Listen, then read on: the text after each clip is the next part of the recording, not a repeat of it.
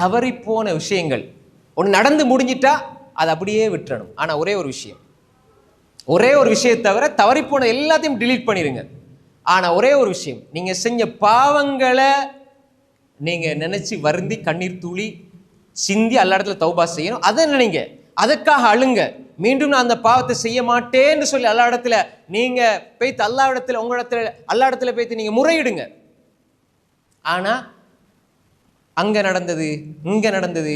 சில பேர் தானாக வலிகளை வெளியே எடுத்துக்கொண்டு வருத்தப்படுகிறார்கள். இது ஹராம்.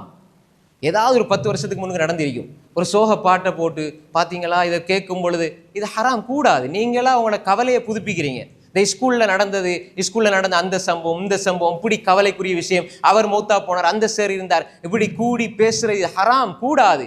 கவலைகளை புதுப்பிப்பதற்கு இஸ்லாம் அனுமதிக்கவில்லை. நடந்த ஒரு கவலையை கூட நீங்க கவலைப்படக்கூடாதுன்னு இஸ்லாம் சொல்லுது. நாங்களா கூடிக்கிட்டு பார்த்தீங்களா 10 வருஷத்துக்கு முன்னுக்கு எங்கட வாப்பா ஏன் பேசணும், இதை வாப்பா மௌத்தா போனா எல்லாம் நானா நடந்துருச்சு, துவா செய்யுங்க.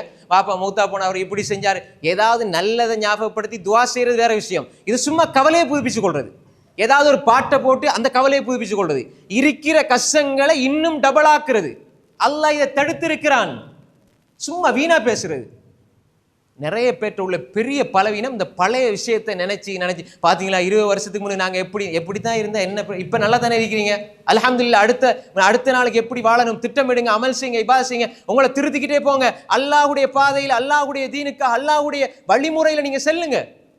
ஏற்கனவே நாங்கள் பார்த்தீங்களா நாங்கள் எப்படி தெரியுமா இருந்தோம், 15-20 வருஷத்துக்கு முன்னுக்கு நாங்கள் அப்படி இருந்தோம் இப்படி இருந்தோம். பாவத்தை ஏன் சொல்றீங்க? அது ஒரு பெருமை. பாவத்தை சொல்றது பெருமையா மாறிட்டு, நாங்கள் எல்லாம் 20 வருஷத்துக்கு முன்னுக்கு நாங்கள் இப்படித்தான் இருந்தோம், நாங்கள் களவெடுத்தோம், அது மதுபானம் குடித்தோம், இப்படி கொடுத்தோம், இப்போ இப்படி இருக்கிறோம். ஏன் அதை சொல்றீங்க? அல்லாஹ் மறைச்சது ஏன் வெளிப்படுத்துறீங்க? அல்லாஹ் மன்னிக்க மாட்டான் இப்படி சொன்னீங்கண்டா. அப்ப எதெல்லாம் தவறி போச்சுதோ, நேத்து நடந்தது, முந்தானத்து நடந்தது, 10 வருஷத்துக்கு முன்னுக்கு நடந்தது, கவலைகளை புதுப்பிக்க கூடாது. சிலர் என்ன செய்வாங்க, பெருநாள் வந்துட்டா கபருக்கு போவாங்க. பெருநாளே சந்தோஷமா இருக்கிறதுக்கு இஸ்லாம் அனுமதிச்சிருக்குது. இவங்க கபருக்கு பக்கத்துல போய் அழுதுகிட்டு வருவாங்க. இது ஹராம், பிதா, கூடாது. இது அதை ஒரு வழிமுறையை ஆக்கி வச்சிருக்காங்க. என்ன வாப்பா பாருங்க போய்த்தாரு, போன வருஷம் நல்லா இருந்தாரு, இப்படி இருந்தாரு போய்த்து நல்ல சந்தோஷமா இருக்க வேண்டிய நாள் அப்படி ஒரு அமலாக மாத்தி கபிரிஸ்தான்ல போய்த்து அழுவாங்க. இது ஏன் இஸ்லாம் சொன்னதா? ரசூலா செஞ்சாங்களா? எல்லா நாளும் போங்க, பெருநாளைக்கு ஏன் போறீங்க? அதே மாதிரி ஒரு கல்யாணம் வந்துக்கிட்டா சும்மா பழைய ஞாபகங்கள், பழைய இது, நீங்க ஏதாவது பேசுறீங்க, நல்லதை ஞாபகப்படுத்துறீங்க, துவா செய்றீங்க, நல்ல பெருமதியான வரலாறுகள், சஹாபாக்கள் வரலாறு சொல்றோம், கவலை வருது, அது வேற விஷயம், அது ஈமான், நல்ல விஷயம். இது சும்மா சம்பந்தமே இல்லாம பாருங்க, அந்த டைம்ல நாங்க இப்படி இருந்தோம், எங்கட புள்ள அப்படி இருந்தது இப்படி இருந்தது, தேவையில்லாத விஷயங்களை. ஸ்கூல் நாங்க நண்பர்கள் 50 வருஷத்துக்கு போறோம், 20 வருஷத்துக்கு போறோம், 40 வருஷத்துக்கு போறோம், ஒன்று சேர்ந்து இருக்கிறோம், அப்படி நடந்தது, அங்க இப்படி நடந்தது, இதனால இப்படி ஒரு பாதிப்பு, எல்லாம் கொஞ்ச நேரம் அழுகிறது, இதெல்லாம் எதுக்கு? இஸ்லாம் இப்படி சொல்லியிருக்குதா? இது ஹராம், கூடாது.